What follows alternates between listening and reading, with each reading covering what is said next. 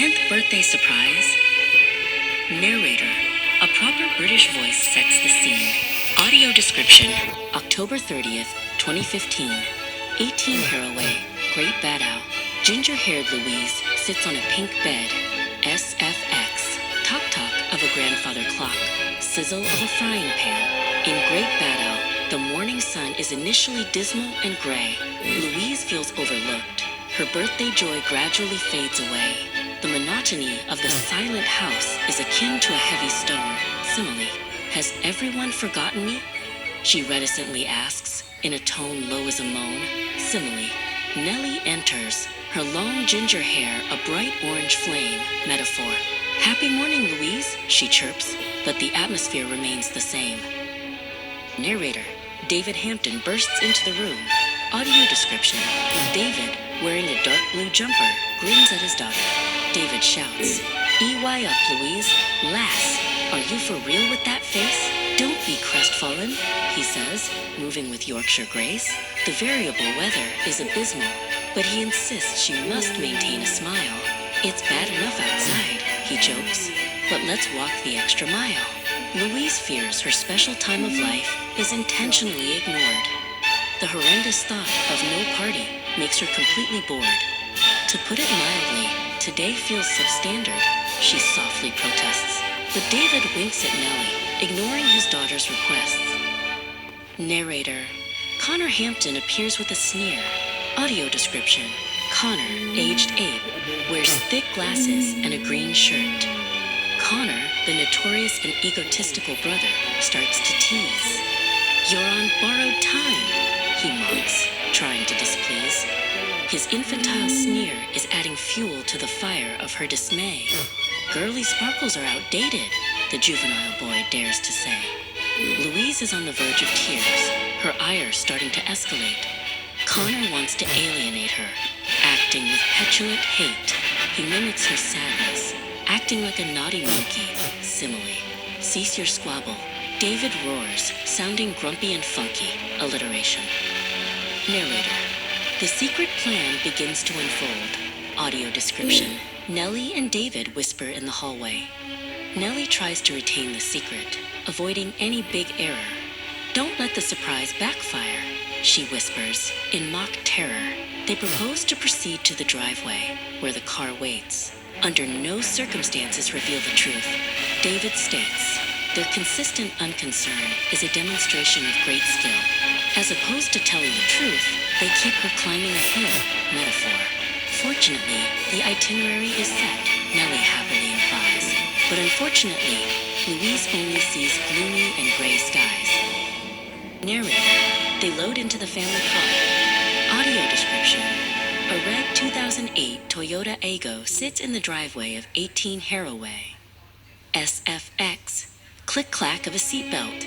Vroom of a small engine. They squeeze into the Toyota Aygo, which is manual and small. This red car is prone to malfunctions.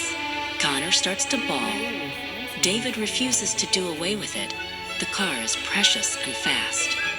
"Don't object to the ride," he cries.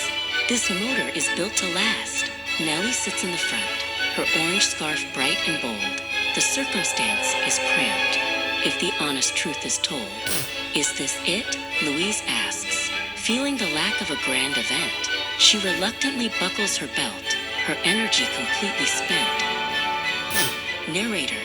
The drive to Chelmsford is loud. Audio description. The car moves down a leafy road. Louise and Connor are in the back seat. Connor's incessant prodding is excessive and truly rude. "Relent," Louise shouts, trapped in a very irate mood. The boy refuses to give in, his egotistical soul unbound. He vocalizes dreadful songs, a cacophonous and loud sound. Louise tries to elude his pokes, but she cannot evade his hand. "You're a juvenile alien," she screams across the land. Hyperbole. Nellie intervenes from the front, trying to calm the dire fray. "We are almost there," she promises. "Don't mar our lovely day." Narrator. They arrive at Chelmsford Sports Center. Audio description. Reverend Patella Huja stands by the glass doors, wearing glasses and an orange waistcoat. At the sports center, Reverend Patel waits with a wide smile. He is loquacious and distinguished, standing there for a while. Namaste, he greets in Hindi. Bilkul chinta mat karo, Louise. The light at the end of the tunnel is here, he says with ease. He is enthusiastic and competent, a man of faith and cheer. Don't hesitate, he insists. The surprise is currently near. Louise looks at the Reverend, her inquiry vocal and keen. She wonders what secret treasures are yet to be seen. Narrator, the surprise is revealed. Audio description, the sports hall is adorned with blue and white decorations. The doors open to a palace reminiscent of a frozen dream. The hall is spacious and glittering, like a silver mountain stream, simile. Louise is ecstatic, elated. Her heart starts to exhilarate. It's a frozen party, she screams. This is simply great. The room is adorned with snowflakes, an ice-cold fire, oxymoron. The magnificent decorations are everything she could desire. Nellie hugs her daughter. I knew you would be wowed. Louise feels exhilarated, her happy cries long and loud. Narrator, Anwen prepares her paints. Audio description, Anwen, a Welsh woman, holds a palette of sparkly colors. Anwen from Wales smiles. Sit down, Bach. Don't be shy. I'll paint a shimmering snowflake right next to your green eye. She is indispensable and qualified, her steady hand sure. She doesn't omit any glitter. Her art is grand and pure.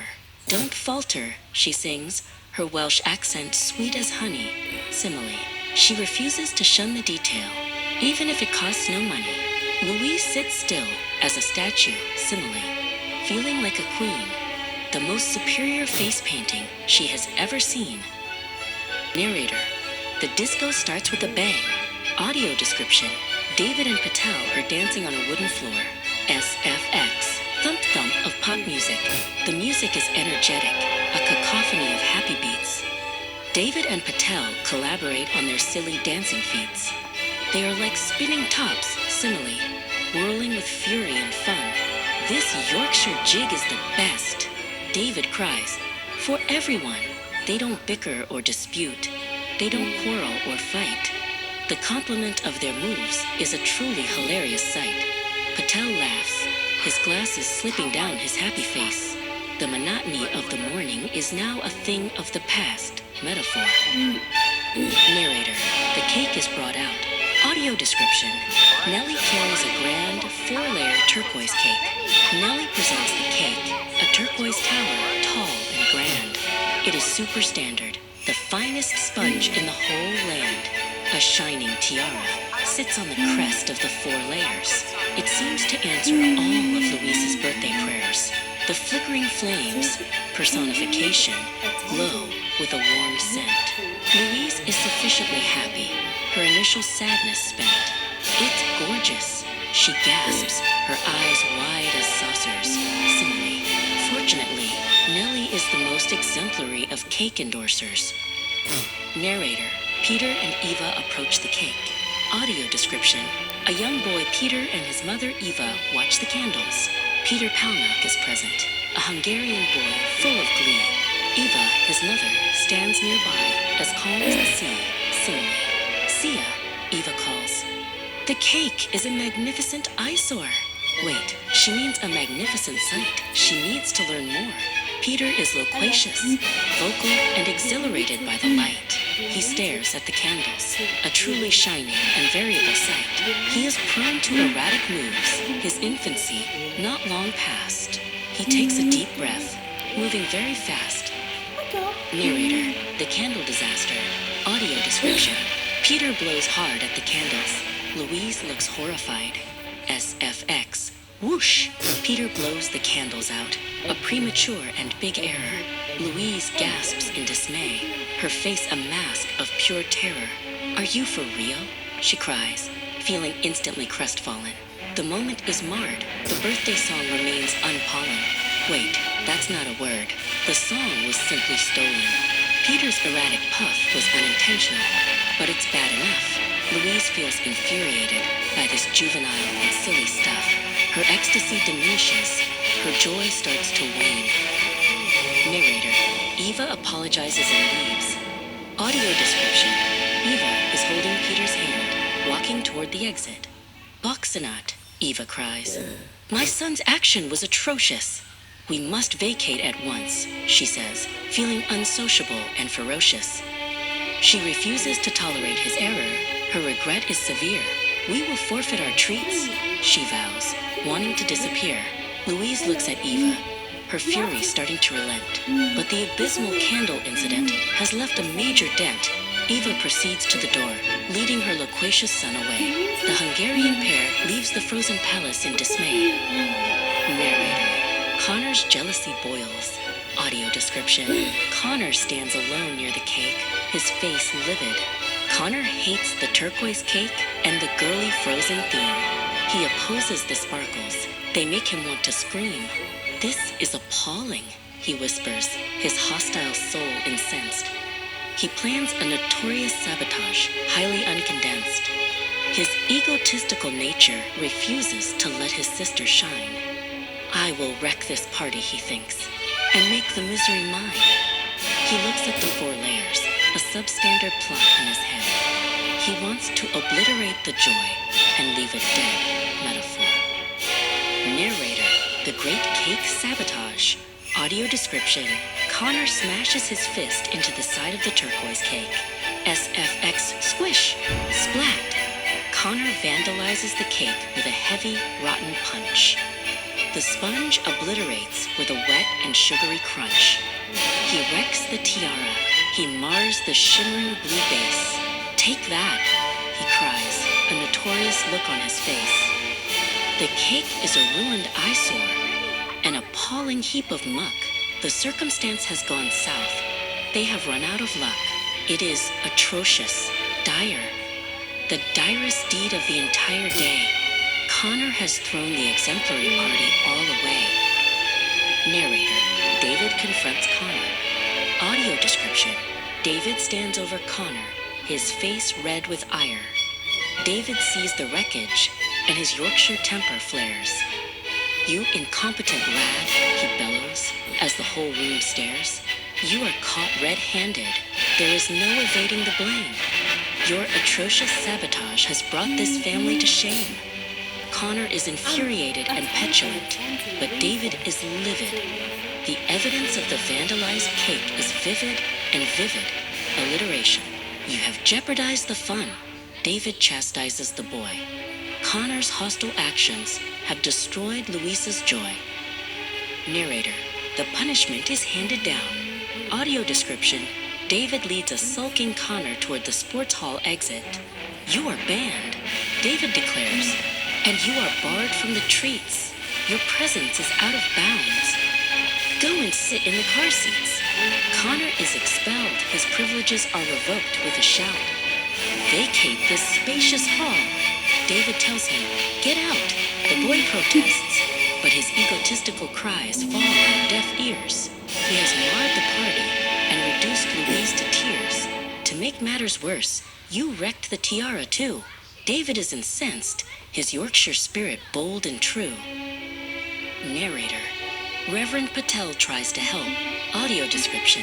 Patel talks to David near the ruined table. Reverend Patel steps forward, trying to intervene with care. Let us reconsider the situation, he says, and breathe the air. He is tolerant and lenient, as opposed to livid or irate. We can still right a wrong, he suggests. It's never too late. But the stench of ruined sponge is appalling and dire. The disco music starts to wane as the dancers tire. The final straw was the cake. David sighs, feeling low. I think it's time, he says, asterisk, that we all decide to go. Narrator. Anwen says goodbye. Audio description. Anwen gives Louise a warm hug near the glittery wall. Anwen gives Louise a big Welsh CWTCH, a hug warm and tight. Alliteration. I am sorry, Bach, she whispers, that it's gone south tonight. Louise is crestfallen. Her frozen palace dreams are wrecked. The sabotage was intentional, the pain not indirect. Don't let it diminish your soul, Anwen gently implies, but Louise cannot maintain the sparkle in her green eyes. The party has gone pear-shaped. The fun has deteriorated fast. The magnificent celebration was simply not meant to last. Narrator: Nellie packs the party bags. Audio description: Nellie is putting blue bags into a plastic crate. The party packs are postponed. Nellie declares with a sigh. "We will give them out after church," she says with a dry eye. Louise assumes the day is over, a complete and total loss. The sabotage of the cake has made her feel extremely cross. "It's bad enough," she sniffs, "that Connor was so mean. It's the most substandard birthday I have ever seen." Nellie hugs her daughter. "Don't resign to your dismay. Fortunately, the Vineyard Church will save our Sunday day." Narrator: The drive home is quiet. Audio description: David and Nellie sit in the front of the red Aygo. The manual Aygo chugs home through the darkening lane. David drives with focus, ignoring the previous pain. Nellie gazes out the window, her orange spirit dull. The circumstance of the evening has reached a sad lull. "To say the least, it was a dilemma," David softly states. "But we must be consistent," Nellie replies, "and trust the fates. The monotony of the engine is the only vocal sound." As the Hampton family returns to their great Battle ground. Narrator: Sunday morning at Enfield Vineyard. Audio description: Louise and Connor stand outside the church entrance. The next morning at the Vineyard, the air is fresh and clean. Louise wears her pink dress, the prettiest ever seen. Connor stands nearby, still barred from any fun. His punishment is not revocable until the day is done. "Are you for real?" he mumbles, feeling petulant and sour. But Louise refuses to let him ruin another hour. She longs for the light at the end of the tunnel to shine. "I hope today," she whispers, "will be finally divine." Narrator: The final surprise. Audio description: Reverend Patel hands Louise a shiny blue party pack. Reverend Patel appears, beaming with extreme delight. "Fortunately, Louise, the end of your party is now in sight." He hands out the party packs, shiny and full of treats. Louise feels exhilarated, forgetting her past defeats. "Happy 10th birthday!" the church members all cry, as the sparkle returns to Louise's green, happy eye. She is ecstatic, elated, her birthday joy complete. The final victory is truly radiant and sweet. Alliteration: